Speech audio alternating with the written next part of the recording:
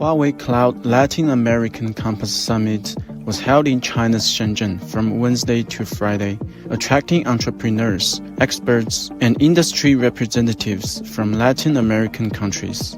We want to make some changes that impacts our customers in not only in Mexico, but Mexicans in the whole world.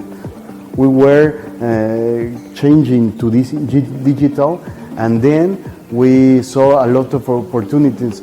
We want to be here in China. We want to be where all the things are happening.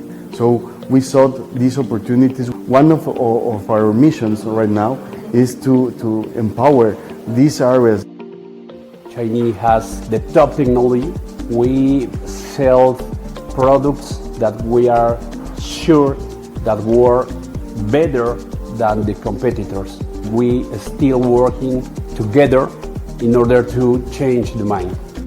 华为云呢是立志希望成为全球化的云服务提供商，所以呢我们一直是坚持着全球化的战略。